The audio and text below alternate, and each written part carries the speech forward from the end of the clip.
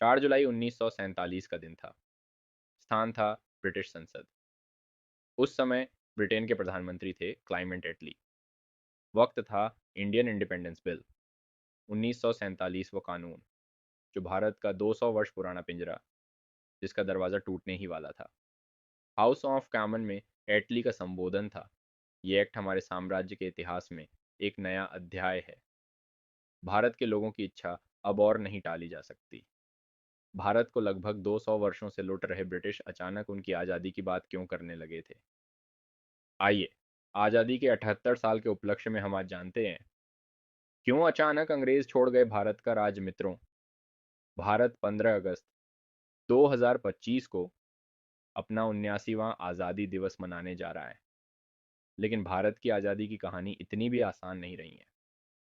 सन 1600 में British company को भारत में व्यापार की इजाज़त मिली और वहीं से शुरू हुआ गुलामी का असली खेल।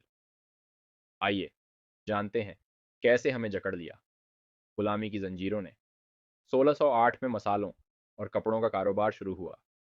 भारत के शहर सूरत से धीरे धीरे कंपनी के अधिकारियों ने भारत की राजनीतिक मामलों में दखल देना शुरू किया और अपनी ताकत भी बढ़ाते रहे। इसका परिणाम ये हुआ कि देश के बड़े हिस्से पर उनका कंट्रोल हो गया।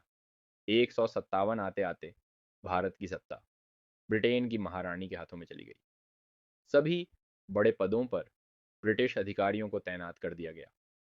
1885 में भारतीय राष्ट्रीय कांग्रेस की स्थापना हुई।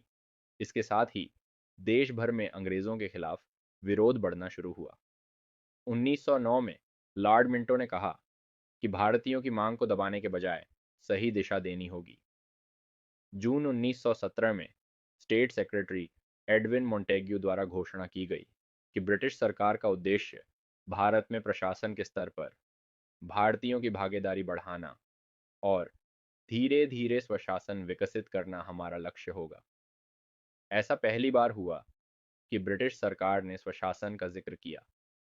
फिर 1928 में मोतीलाल नेहरू की अध्यक्षता में आयोजित कांग्रेस सम्मेलन में पहली बार भारत के लिए मांग रखी कि ब्रिटिश साम्राज्य के अंदर ही एक देश का दर्जा जिसकी अपनी सरकार हो। लेकिन इस मांग को ब्रिटिश सरकार और उसके सहयोगियों ने खारिज कर दी थी। कांग्रेस के नेहरू और बोस जी इस मांग को पर्याप्त नहीं समझते थे। इसके बाद 1929 लाहौर अधिवेशन में पूर्ण स्वराज्य की मांग की गई और प्रस्ताव पारित हुआ, और 1930 में महात्मा गांधी ने नमक सत्याग्रह शुरू किया, जिसे वायसराय लॉर्ड इरविन ने ब्रिटिश सत्ता के लिए बड़ा खतरा बताया। 1931 गोलमेज सम्मेलन में गांधी जी जॉर्ज पंचम से बकिंघम पैलेस में चाय पर मिले। उनकी वेशभूषा हैरान करने वाली थी। धोती और चप्पल में पहुंचे गांधी का यह कदम बेहद असरदार था। इस पर विंस्टन चर्चिल ने उन्हें राजद्रोही फकीर कहकर ब्रिटिश सत्ता के लिए खतरा बताया। फ्रीडम एट मिडनाइट के तहत गांधी ने कहा, मैं खाली हाथ लौटा हूं, अब भारत को फिर सविनय अवज्ञा अपनानी ही होगी। एक हफ्ते में ही उन्हें पुनः की यरवड़ा जेल में कैद कर दिया गया। अगले 3 वर्षों तक उनका जेल आना जाना लगा रहता है। विंस्टन चर्चिल कहते रहे, बहुत जल्दी गांधी और उनकी मांग को कुचल दिया जाएगा। 1 सितंबर 1939 को द्वितीय विश्व युद्ध शुरू हुआ, जिसमें ब्रिटेन ने 23 लाख भारतीय सैनिक झोंक दिए। इसी दौरान ब्रिटेन के प्रधानमंत्री विंस्टन चर्चिल बन जाते हैं और कहते हैं, सम्राट ने भारत में ब्रिटिश साम्राज्य खत्म करने के लिए तो मुझे प्रधानमंत्री नहीं बनाया गया। भारत को छोड़ना हमारे साम्राज्य की हार होगी। 1942 आते आते ब्रिटेन द्वितीय विश्व युद्ध में कमजोर पड़ने लगा और उसने घोषणा के लिए स्टैफोर्ड क्रिप्स को ये कहकर भेजा कि युद्ध के बाद भारत को आज़ाद कर दिया जाएगा। लेकिन गांधी जी इसे डूबते बैंक का पोस्ट डेटेड चेक बताकर ठुकरा दिया, और नतीजा ये हुआ कि भारत सहित कई उपनिवेश आज़ाद हो गए। 1945 में युद्ध खत्म होते होते ब्रिटेन का खजाना खाली हो चुका था। जीडीपी 25% गिर चुकी थी और उस पर अमेरिका का $4 अरब का कर्ज चढ़ चुका था। इस कारण भारत पर पकड़ ढीली और आज़ादी की मांग गांधी ने और तेज कर दी थी। 5 मई 1945 को ब्रिटेन में चुनाव हुए और लेबर पार्टी की जीत हुई। क्लाइमेट एटली प्रधानमंत्री बने। The last 1000 days of the British Empire में इतिहासकार पीटर क्लार्क ने लिखा, भारत अब वह बोझ था जिसे हम ढोह नहीं सकते थे। इस तरह भारत छोड़ने को मजबूर हो चुकी ब्रिटिश सरकार को बड़ा झटका तब लगा जब 18 फरवरी 1946 को मुंबई में नौसैनिक विद्रोह हुआ, जिसमें 20,000 सैनिक, 78 युद्धपोत और 23 नेवी स्टेशन बगावत में शामिल हो गए।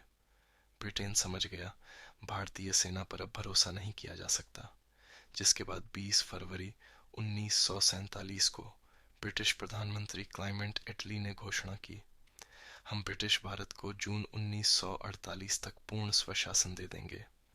इसी दिन एटली ने लॉर्ड माउंटबेटन को भारत को अंतिम वायसराय बनाकर भेजा।